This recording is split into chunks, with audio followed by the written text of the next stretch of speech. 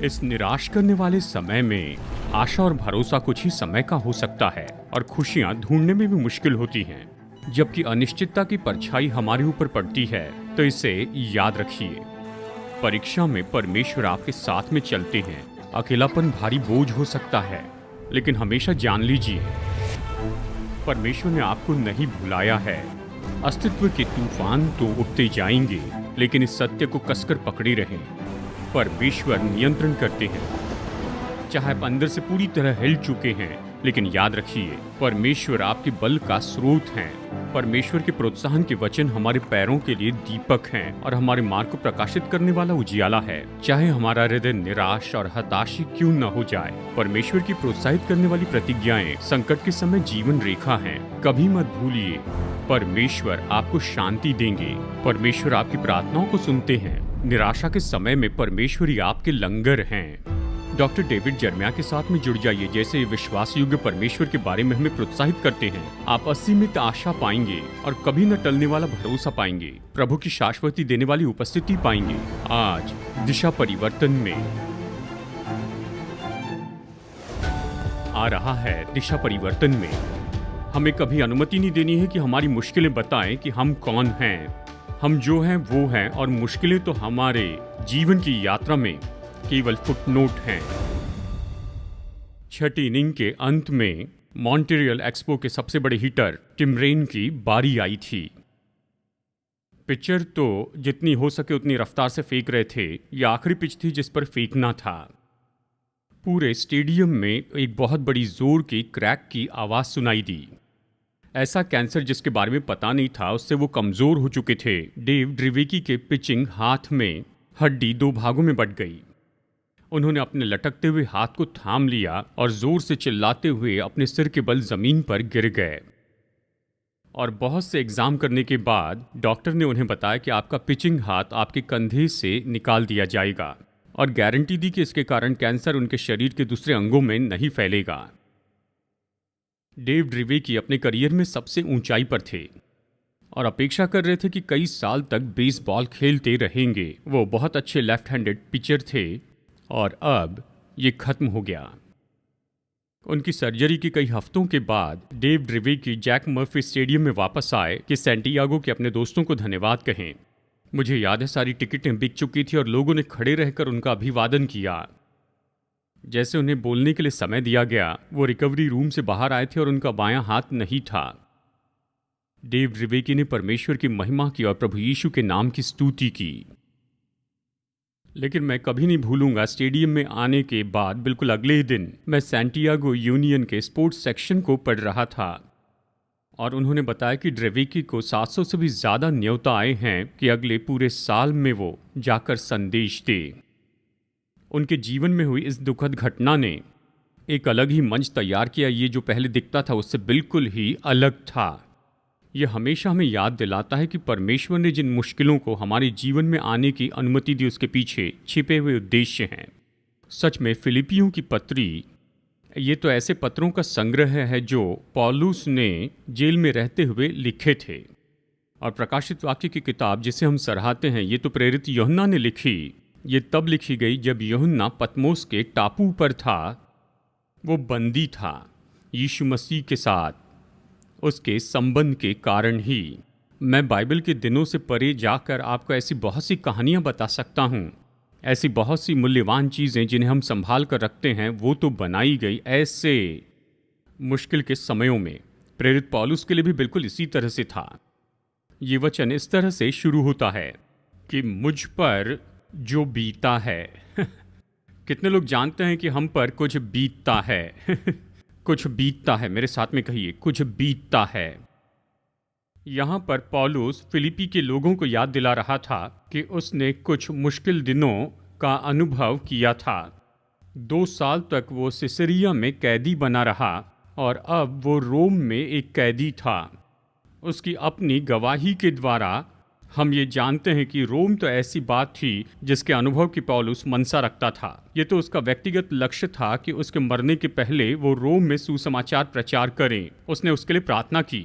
अब यहाँ वो रोम में था वचन यही तो कहता है प्रेरितों के काम 13:11 में, उसी रात प्रभु ने उसके पास खड़े होकर कहा, हे पौलुस, दहाड़स बांध, क्योंकि जैसी तूने यरूशलेम में मेरी गवाही दी वैसी ही तुझे रोम में भी गवाही देनी होगी।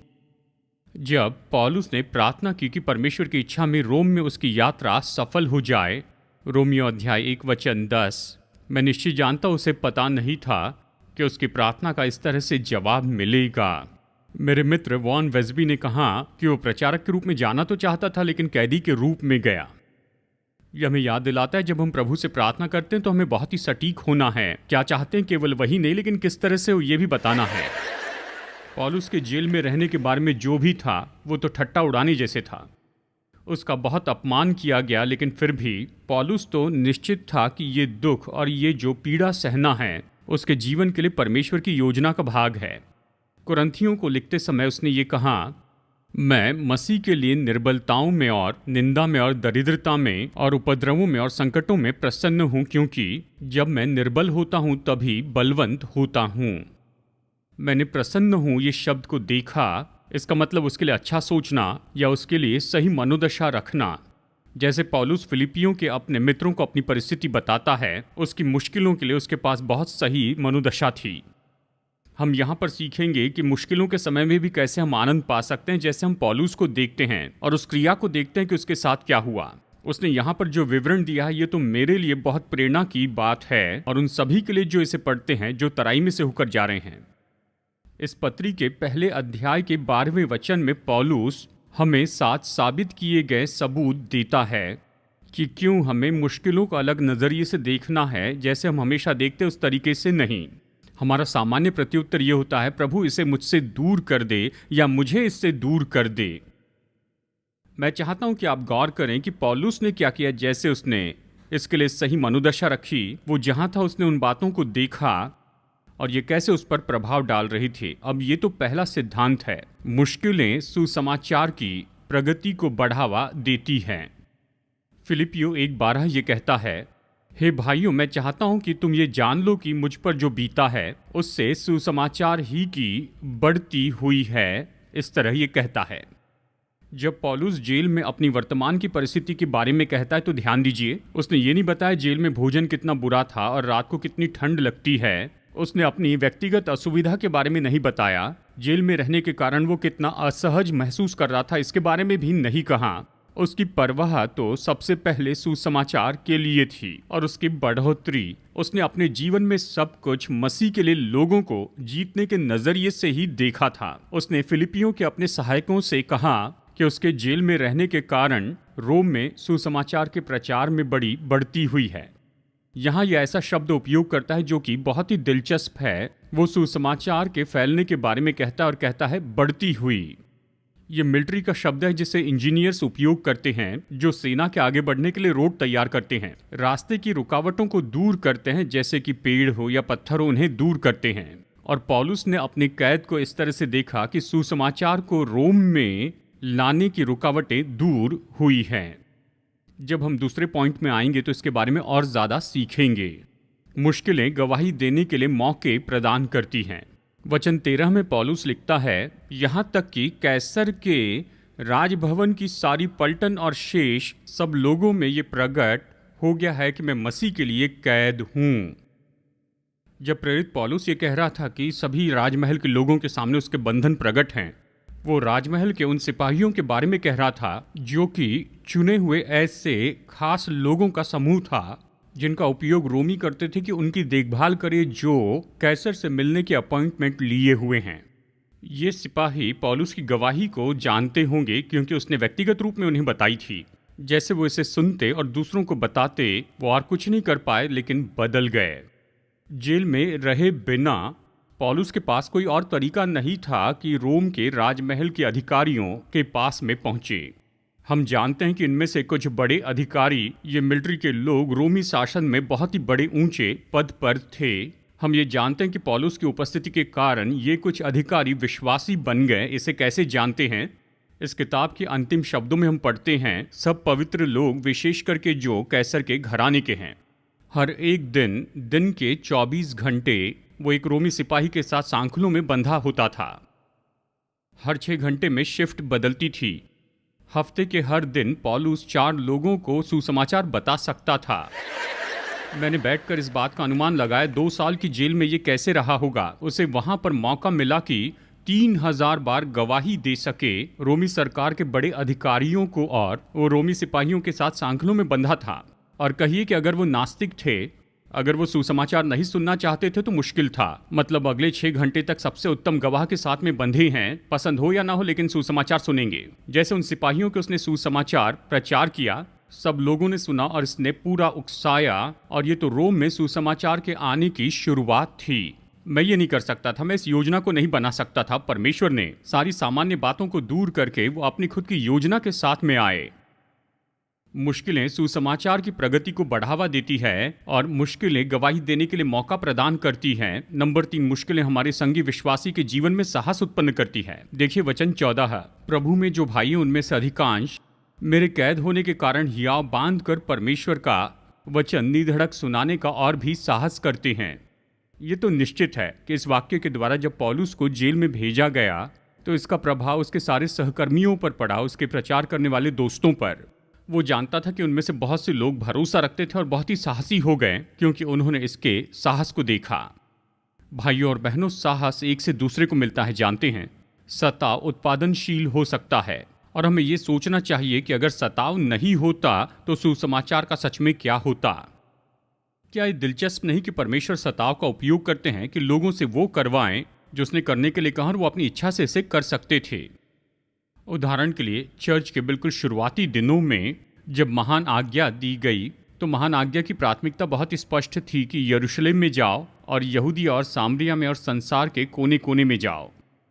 पर समस्या ये थी कि सुसमाचार यरूशलेम में ही रुक गया था। प्रभु ने कहा यरूशलेम में जाकर शुरुआत करना, लेकिन यरूशलेम में ही नहीं रहना। खैर चलिए पढ़ता हूँ क्या हुआ। प्रेरितों के काम 8 वचन 1 और 4 क्या कहता है? यही कि उसी दिन यरूशलेम की कलीसिया पर बड़ा उपद्रव आरंभ हुआ और वे तितर बितर हो गए। आगे क्या कहता है? जो तितर बितर हुए थे वे सुसमाचार सुनाते हुए फिरे। परमेश्वर ने सताव का उपयोग किया कि अपना उद्देश्य पूरा करें। वो अपनी इच्छा से नहीं जा रहे थे, सताव भेजा तो उन्हें जाना ही पड़ा। मैं आपको बताना चाहता हूँ, मेरे जीवन में मैंने ऐसे प्रभाव को महसूस किया है और साहस से दुखों को सहा है। मुझे पॉल कासन की मृत्यु याद है, जो कि कांगो में एक मिशनरी के रूप में गए थे। मुझे कहानी याद है और निश्चय आपको याद होगी जमेलिया की, जो कि मिशनरी थे एक्वाडोर में ओका इंडियंस में, और चेक बिटरमैन जो कोलंबिया में मिशनरी थे। और ये लोग तो जिम्मेदार थे कि और ज़्यादा मिशनरियों को वहाँ पर लेकर जाएं बाकी सभी मिशनरी प्रोग्राम की तुलना में। जब लोग साहस देखते हैं वो उनकी ओर खींचे आते हैं चुंबक के जैसे। और बाइबल कहती है कि जब पौलुस जेल में गया और जब उसके साथियों ने उसके बंधनों को देखा तो वो और साहसी हो गए कि बिना डर के वचन का प्रचार करें। नंबर 4, मुश्किलें हमारी मित्रता के चरित्र को सिद्ध करती हैं। ये तो सच में इस वचन का बहुत ही उलझा हुआ ऐसा भाग दिखता है। मैं सोचता हूँ अगर आप इसे गौर से सुनेंगे तो इसे हम खोल पाएंगे ताकि जाने कि यहाँ क्या हो रहा था। वचन 15 में पौलुस कहता है, जबकि वो जेल में हैं, कुछ तो डाह और झगड़े के कारण मसीह का प्रचार करते हैं और कुछ भली इच्छा से। कई एक तो ये जानकर कि मैं सुसमाचार के लिए उत्तर देने को ठहराया गया हूँ, प्रेम से प्रचार करते हैं, और कई एक तो सीधाई से नहीं पर विरोध से मसीह की कथा सुनाते, ये सोचकर कि मेरी कैद मेरे लिए क्लेश उत्पन्न करें। तो क्या हुआ? केवल यही कि हर प्रकार से चाहे बहाने से सच्चाई से मसीह की कथा सुनाई जाती है और मैं इसमें आनंदित हूँ और आनंदित रहूंगा भी। अब यही हो रहा था। पौलुस जेल में था, उसे अपने दोस्तों से जानकारी मिलती है। वो उसे बताते हैं कि चर्च में क्या हो रहा है। वो बता रहे थे कि उसके कुछ संगी साथी उन्होंने उसके जेल में रहने का लाभ उठाया कि अपने ही करियर को बढ़ाते चले जाएं। और सच में वो उपयोग कर रहे थे जो मुश्किलें पौलुस के जीवन में चल रही थी कि उनके द्वारा खुद के लिए कुछ बेहतर बनाएं। मैं जानता हूं आज ऐसे नहीं होता, लेकिन बाइबल के दिनों में उस समय होता था। ये लोग झूठे शिक्षक नहीं थे, उन्होंने सुसमाचार प्रचार किया, लेकिन पौलुस ने देखा कि वो उसके जेल में कैद रहने का उपयोग कर रहे थे उन उद्देश्यों के लिए जो भक्तिपूर्ण नहीं थे। जैसे वो बताता है, जो गलत कारणों के लिए प्रचार कर रहे थे, वो एक शब्द कहता है, वो तो प्रचार कर रहे हैं अपनी मनसा के लिए। इस शब्द का मतलब है कि ऐसा कुछ करे जिसके कारण लोग आपकी मदद के लिए आते जाएं। उनका लक्ष्य है कि लोग उनके पीछे चलते जाएं। पौलुस का लक्ष्य था कि लोग मसीह के पीछे चलें। वो लोगों को अपने पीछे चलाना चाहते थे और पौलुस की कैद का उपयोग कर रहे थे ऐसे मंच के रूप में जिस पर ये संदेश का प्रचार कर सके। पर देखिए पौलुस ने क्या किया। उसने उनके विरुद्ध में नहीं चिल्लाया, किसी को नहीं भेजा कि उन्हें सुधार लें। उसने इसका हल निकाला, किसी तरह किसी निष्कर्ष पर आया और उसने यही कहा कि उसने आनंद मनाया कि मसीह का प्रचार किया गया है। चाहे जैसे वो चाहता था वैसे न हुआ हो, वो जानता था कि संदेश देने वाले के उद्देश्य का मसीह शायद आदर न करें, लेकिन मसीह हमेशा संदेश का आदर करेंगे ही। क्या आप जानते हैं कई बार लोग उद्धार पाते हैं ऐसा संदेश सुनकर जो ऐसे व्यक्ति ने प्रचार किया जो स्वयं यीशु मसीह को नहीं जानता है। सामर्थ संदेश देने वाले में नहीं लेकिन संदेश में है। आप बस संदेश दीजिए। तो पौलुस ने कहा ठीक है, मुझे ये पसंद नहीं है, लेकिन मुझे प्रकाशन मिल गया कि ये लोग कौन हैं। कितने लोग जानते हैं जब आप मुश्किल से जाते हैं तब पता चलता है कि आपके दोस्त कैसे हैं। ये सच है ना। आप सोचते हैं वो आपके मित्र हैं, लेकिन मुश्किलें इसे बिल्कुल साफ कर देती है। पौलुस जब जेल में गया तो उसके सच्चे मित्र सामने आए।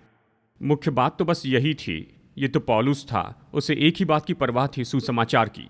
मुझे परवाह नहीं कौन प्रचार करता है, जो वो कर रहे हैं मुझे पसंद नहीं, लेकिन परमेश्वर का धन्यवाद कि परमेश्वर का वचन प्रचार हो रहा है। नंबर 5, मुश्किलें हमारे जीवन में उन्नति लेकर आती हैं। उसने वचन 19 और 20 में कहा, क्योंकि मैं जानता हूं कि तुम्हारी विनती के द्वारा और यीशु मसीह के आत्मा के दान के द्वारा इसका प्रतिफल मेरा उद्धार होगा। मैं तो यही हार्दिक लालसा और आशा रखता हूं कि मैं किसी बात में लज्जित न हूं, पर जैसे मेरे प्रबल साहस के कारण मसीह की बढ़ाई मेरी देह के द्वारा सदा होती रही है, वैसे ही अब भी हो, चाहे मैं जीवित रहूं या मर जाऊं, कहता है। पौलुस जैसे अपनी परिस्थिति को देखता है तो कहता है, मैं इसका लाभ उठाऊंगा और परमेश्वर को अपने जीवन में ऐसा कुछ करते देखूंगा जो मैं इस परिस्थिति में नहीं होता तो नहीं हो पाता। कितने लोग जानते हैं मुश्किलें मनुष्य को अलग करती हैं। ये कुछ को बेहतर बनाती तो कुछ को कड़वा बनाती हैं। परमेश्वर ने हम में ऐसे स्रोत रखे हुए हैं जिनका हमने कभी उपयोग भी नहीं किया। उसने हमें ऐसा साहस दिया जो हमने कभी जाना ही नहीं। मुश्किलें आपके ध्यान को तेज बनाती हैं। मुश्किलें सारी गैर जरूरी बातों को पूरी तरह दूर करती हैं और स्पष्ट देखने में मदद करती हैं कि जो करना चाहिए उसे कैसे करें। पौलुस ने उन बातों के बारे में बताया जिन्होंने उसकी मदद की। उसने अपने मित्रों की प्रार्थना के बारे में कहा। उसने कहा, मैं इसमें से पार निकल जाऊंगा, मैं अपने मित्रों की प्रार्थनाओं के द्वारा छुड़ाया जाऊंगा। पौलुस के चर्च में ये बात चल रही थी जिसे हम आपसी सहमति कहते हैं। पौलुस ने जब अपने मित्रों के लिए प्रार्थना की तो उसने कुछ अपेक्षा की। चलिए आगे और भी कुछ वचन पढ़ते हैं। रोमियो में कहता है, मैं तुम्हारे लिए कैसे लगातार प्रार्थना करता हूँ। हे भाइयों, हमारे प्रभु यीशु के और पवित्र आत्मा के प्रेम का स्मरण दिलाकर मैं तुमसे विनती करता कि मेरे लिए परमेश्वर से प्रार्थना करने में मेरे साथ मिलकर लौलीन रहो। कहता है, मैं तुम्हारे लिए प्रार्थना करता हूँ, तुम मेरे लिए प्रार्थना करना मत भूलना। इफिसियों से कहता है, तुम्हारे लिए धन्यवाद करना नहीं छोड़ता और अपनी प्रार्थनाओं में तुम्हें स्मरण करता हूं, इसलिए है भाइयों मेरे लिए विनती किया करो। पहला थिस्सलुनीकियों में लिखता है, अपनी प्रार्थनाओं में तुम्हें स्मरण करते रात दिन हे भाइयों हमारे लिए प्रार्थना करो। दूसरा थिस्सलुनीकियों में वो लिखता है, हम सदा तुम्हारे लिए भी प्रार्थना करते हैं, अंत में हे भाइयों हमारे लिए प्रार्थना किया करो। जब हम मुश्किलों का सामना करते हैं तो हम परमेश्वर के लोगों की प्रार्थनाओं पर गौर करते हैं और इन्हीं प्रार्थनाओं के द्वारा हम अपनी मुश्किलों का सामना करते हैं और परिपक्वता में बढ़ते हैं। पौलुस की महान बात थी, मैं तुम्हारे लिए प्रार्थना करूंगा लेकिन अपेक्षा करता हूं कि तुम मेरे लिए प्रार्थना करो। प्रार्थना तो हमारी एक दूसरे के लिए जिम्मेदारी है। मसीह की देह में क्या ऐसे है ना। और ये बात तो बिल्कुल निश्चित है, जब आप दूसरों के लिए प्रार्थना करेंगे तो वो आपके लिए प्रार्थना करेंगे। ये तो इस पहलू का भाग है कि मसीह की देह में होने का मतलब क्या होता है।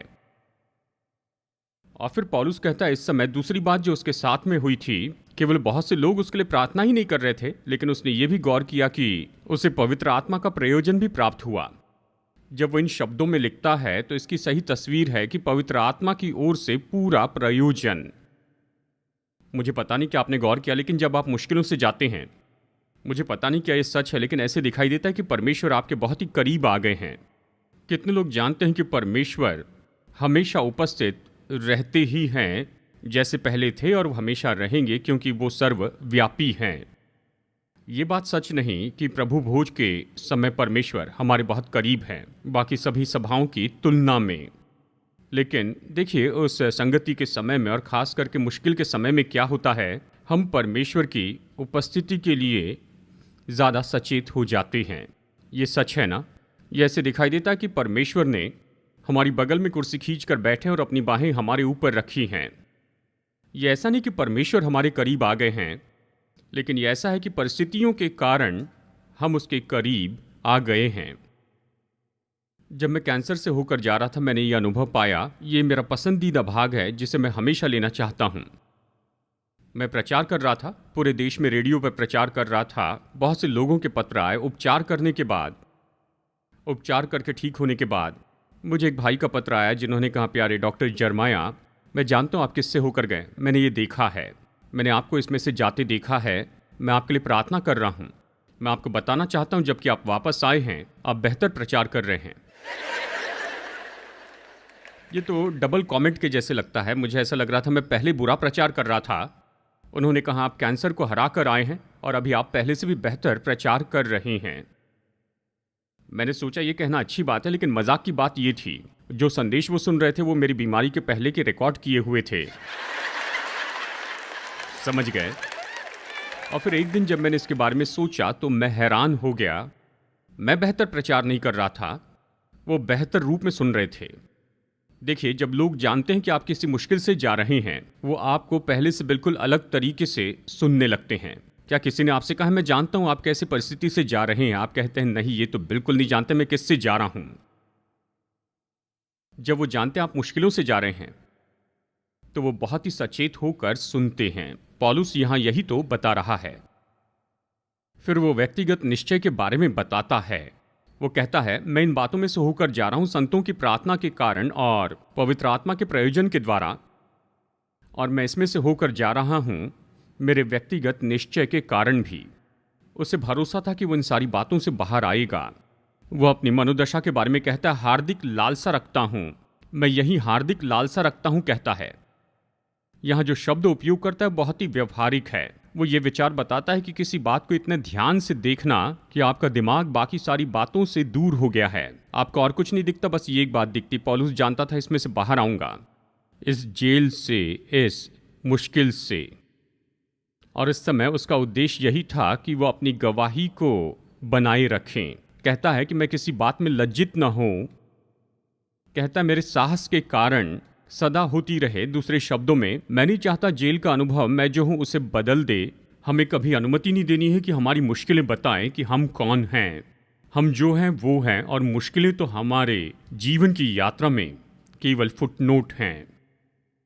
पौलुस ने ठान लिया था वो अपनी मुश्किलों का उपयोग करेगा कि मसीह के लिए और भी जोर से प्रचार करते रहें। जबकि लोग मुश्किलों में शांत होते हैं, लेकिन पौलुस ने वहां अपनी आवाज बढ़ा दी। उसने ठान लिया था कि मसीह की बढ़ाई मेरी देह के द्वारा होती रहे, चाहे वो जीवित रहे या मर जाएं। मतलब पौलुस की देह तो उसके लिए किसी काम की नहीं थी। वो तो रोमी सिपाही से बंधा हुआ था दिन के 24 घंटे, लेकिन उसने उससे परे देखा। उसने ठान लिया कि उसकी देह एक जरिया होगी कि यीशु मसीह की बढ़ाई करते जाए। तीमुथियुस की पत्री में उसने अपनी इस परिस्थिति को इस तरह से बताया, मैं कुकर्मी के समान दुख उठाता हूँ, यहाँ तक कि कैद भी हूँ, परंतु परमेश्वर का वचन कैद नहीं। पौलुस जानता था जबकि वो कैद में है, लेकिन परमेश्वर का वचन जिसके लिए उसने अपना जीवन दिया, वो आजाद घूम रहा है उसकी अपनी गवाही के द्वारा। कई बार परमेश्वर हमारे जीवन में मुश्किलों को अनुमति देते हैं ताकि वो ऐसी लेंस हो जाए जिसके द्वारा हम उसे देखें।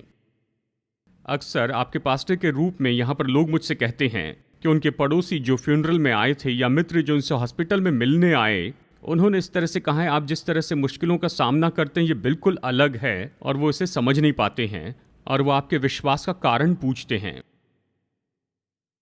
केवल परीक्षाएं और मुश्किलों के अनुभव के द्वारा ही आत्मा बल पाते चले जाता है।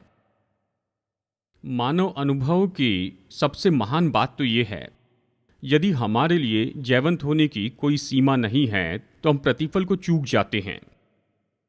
भाइयों और बहनों, केवल पहाड़ की चोटी पर रहने का अनुभव हमारे पास हो तो हम उसकी सराहना नहीं करेंगे।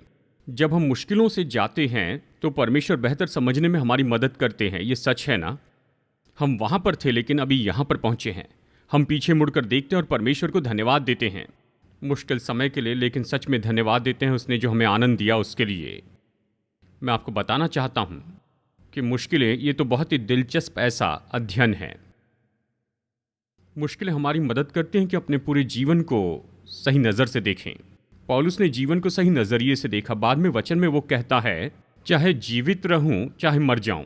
उसने कहा, जीना मेरे लिए मसीह है और मरना लाभ है। क्या किसी को ये कहते हुए सुना है, मुझे पता नहीं स्वर्ग में जाना चाहता हूं या यहीं पर रहूं?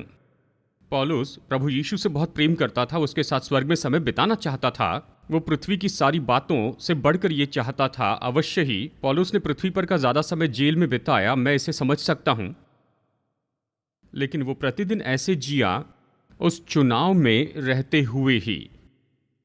वो कहता, मुझे पता नहीं क्या मैं स्वर्ग में जाऊं या यहीं पर रहूं। और आखिरकार उसने ये निष्कर्ष निकाला कि उसकी जरूरत है। कलीसियाओं में और फिलिपी के लोगों में तो उसने ये निर्णय लिया। उसने कहा, प्रभु के अनुग्रह से मैं तुम्हारे साथ यहां रहूंगा। यह मनोदशा बहुत अच्छी है। जब आप विश्वासी बनते हैं तो आपके जीवन और मृत्यु के संबंध में कुछ होता है। मैं जानता हूं कोई मरना नहीं चाहता है, पर हम मरने से नहीं डरते हैं। और जब हम यीशु मसीह को जानते हैं तो मृत्यु हमारे भविष्य की डरावनी बात नहीं है, क्योंकि हम जानते हैं कि प्रभु यीशु मसीह ने मृत्यु को अपने पैरों के नीचे किया है और उसकी सारी सामर्थ छीन ली है। पौलुस ने जीवन और मृत्यु को बिल्कुल एक ही समान देखा। अगर वो आगे जीते रहेगा तो प्रभु को और जानेगा और प्रभु की और सेवा करेगा, और अगर वो मर जाए तो पूरी रीति से सिद्ध रूप में परमेश्वर को जान लेगा। वो इन दो इच्छाओं के बीच में था कि मसीह के साथ में रहें और फिलिपियों के लोगों की मदद भी करना चाहता था। उसका सेवा करने वाले दिल निश्चय ही मसीह के बाहर उसकी तुलना नहीं हो सकती है। हमें यह समझना होगा कि दर्द अपने आप आत्मिक उन्नति को उत्पन्न नहीं करता है। मुश्किलें आपको आत्मिक रीति से बेहतर नहीं बनाती हैं, जब तक कि आप जहां आत्मिक उन्नति होती है वहां पर न रहें। मतलब आप जाकर कहानी देख सकते हैं ऐसे घरों की जहां पर हिंसा हुई, बुरा व्यवहार हुआ, जहां दर्द उत्पन्न किया गया लेकिन कुछ नहीं हुआ, इसने लोगों को और बदतर बनाया। वो मदद के बजाय अपाहिज हो गए। लेकिन जब आप मुश्किलों से होकर जाते हैं प्रेम करने वाले सभा के साथ में, या प्रेम करने वाले विवाह में, या प्रेमी वातावरण में, या प्रेमी आस पड़ोस में, तो आप पाएंगे कि आपकी आत्मा बल प्राप्त करती जाती है। अगर आपकी आत्मा को दूसरे पोषक तत्व नहीं मिले तो ये काम नहीं करेगी। लेकिन आप ऐसे वातावरण में रहें जहां आत्मिक स्रोत तो आपके आसपास में होते हैं, तब जब आप मुश्किलों से जाएंगे तो आप बदल जाएंगे।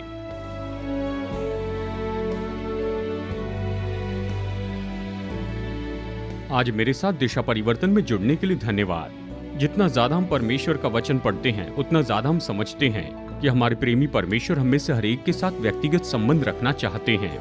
यदि आप ये संबंध उसके साथ शुरू करना चाहते हैं तो पहला कदम है कि अपने पापों की क्षमा पाएं और प्रभु यीशु को अपना उद्धारकर्ता और प्रभु होने के लिए कहें। जब आप ये निर्णय लेते हैं कि परमेश्वर के मुफ्त का वरदान प्राप्त करेंगे तो मसीह में नई सृष्टि के रूप में आपकी परमेश्वर के साथ की यात्रा शुरू होगी। तो यदि आज आपने विश्वास का ये कदम उठाया है, मैं आपको प्रोत्साहित करता हूँ कि आप अपना निर्णय बताएं दूसरे विश्वासियों को, या भरोसेमंद सेवकाई को, या लोकल चर्च को, और आप अपने इस नए विश्वास में उन्नति पाते चले जाएं। परमेश्वर आपको आशीष दे जैसे आप परमेश्वर के साथ चलना शुरू करते हैं। और अगली बार आपसे मुलाकात होगी यहीं पर दिशा परिवर्तन में।